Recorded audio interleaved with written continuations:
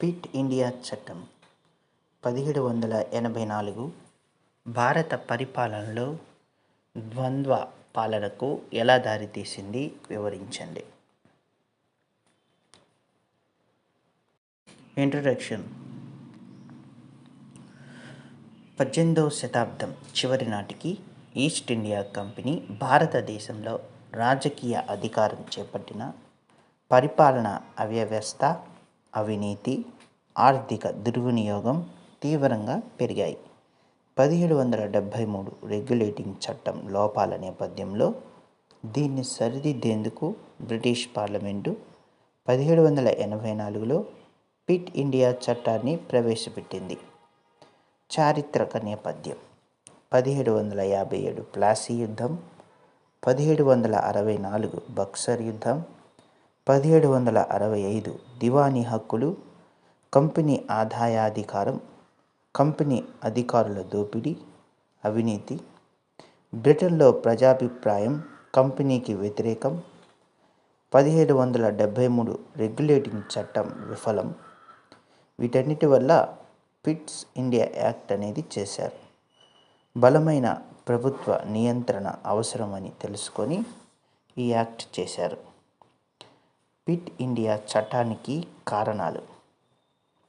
Need for the act: company స్వతంత్ర పాలనపై అదుపు లేకపోవటం, గవర్నర్ జనరల్, కౌన్సిల్, సుప్రీంకోర్టు మధ్య ఘర్షణలు, యుద్ధాలు, విదేశీ సంబంధాలపై నియంత్రణ లేకపోవటం, భారత వ్యవహారాలు బ్రిటన్ అంతర్జాతీయ ప్రతిష్టను ప్రభావితం చేయటం, ప్రధాని విలియం పిట్ ద యంగర్ సంస్కరణాత్మక దృక్పథం కలిగి ఉండటం.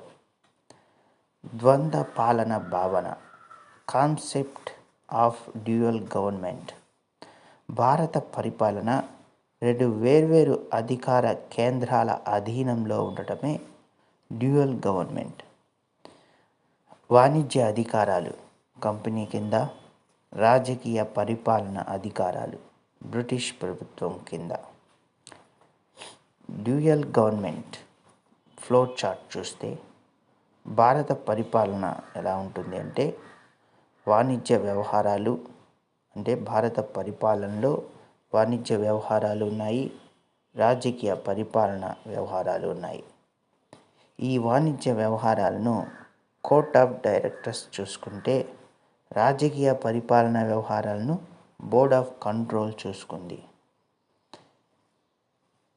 చట్టం యొక్క ముఖ్య నిబంధనలు. Core provisions. Board of control ఏర్పాటు. మొదటిది, 6 మంది సభ్యులు బ్రిటిష్ మంత్రులు. వాళ్ళు భారతదేశంలోని యుద్ధాలు, శాంతి ఒప్పందాలు, విదేశాంగ విధానం అన్నిటిపై పూర్తి నియంత్రణ ఉంటుంది. 2 కంపెనీ డైరెక్టర్ల అధికారాల పరిమితి. డైరెక్టర్ కోర్ట్ ఆఫ్ డైరెక్టర్స్ కేవలం వాణిజ్య వ్యవహారాలు మాత్రమే చూసుకుంటారు. వీరు రాజకీయ నిర్ణయాలలో జోక్యం ఉండదు. 3 సీక్రెట్ కమిటీ. 3 మంది డైరెక్టర్లతో కమిటీ బోర్డ్ ఆఫ్ కంట్రోల్ ఆదేశాలను రహస్యంగా భారతదేశానికి పంపే బాధ్యత. 4 గవర్నర్ జనరల్ అధికారాల విస్తరణ. మద్రాసు, బొంబాయి ప్రెసిడెన్సీలపై కఠిన నియంత్రణ, యుద్ధాలు, ఒప్పందాలు, పాలనపై కేంద్ర ప్రభుత్వం ఆధిపత్యం.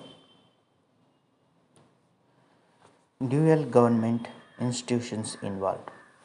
బోర్డ్ ఆఫ్ కంట్రోల్ రాజకీయ అధికారం, డైరెక్టర్స్ కోర్ట్ వాణిజ్య అధికారం, గవర్నర్ జనరల్ భారతదేశంలో అమలు, సీక్రెట్ కమిటీ ఆదేశాల రహస్య మార్గం.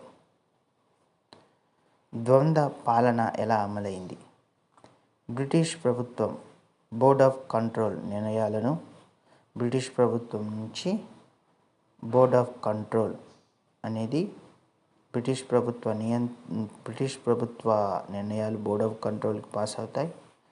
బోర్డ్ ఆఫ్ కంట్రోల్ నుండి ఆ ఆదేశాలు సీక్రెట్ కమిటీకి పంపబడతాయి. సీక్రెట్ కమిటీ ఆ ఆదేశాలను గవర్నర్ జనరల్కు రహస్యంగా పంపిస్తారు. ఇక కంపెనీ డైరెక్టర్లు కేవలం వ్యాపార కార్యకలాపాలు మాత్రమే చూస్తారు.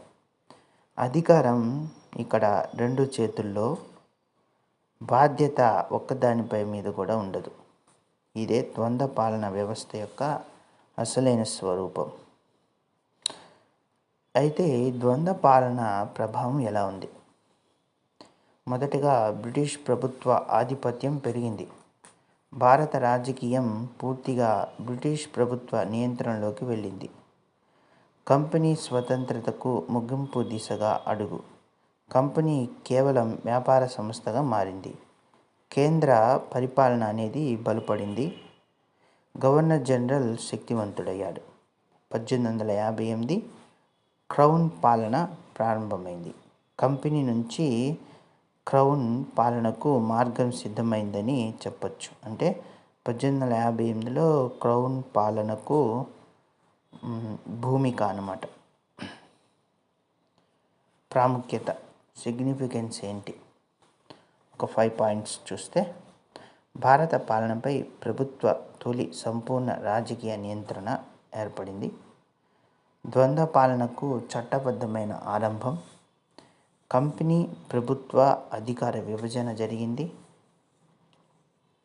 వలస పాలన మరింత కేంద్రీకృతమైంది. బ్రిటిష్ సామ్రాజ్య విస్తరణకు బలమైన పునాది అయ్యింది. లోపాలు: 2 అధికార కేంద్రాల వల్ల ఆలస్యం జరుగుతుంది.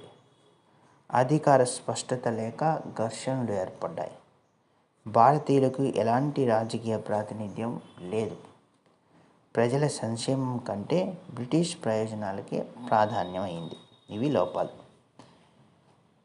చారిత్రక మూల్యాంకన, హిస్టారికల్ ఎవాల్యుయేషన్ చూస్తే, పిట్ ఇండియా చట్టం భారత పరిపాలనను క్రమంగా కంపెనీ చేతుల నుంచి ప్రభుత్వ పాలన వైపు మళ్లించిన నిర్ణాయక సంస్కరణ. ఇది వలస పాలనకు సమర్థమైన పరిపాలన యంత్రాంగాన్ని అందించింది.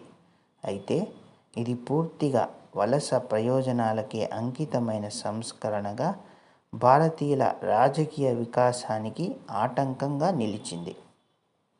ఇక ముగింపుకొస్తే, పిట్ ఇండియా చట్టం 1784 భారత పరిపాలనలో ద్వంద్వ పాలన వ్యవస్థకు అధికారిక ఆరంభం.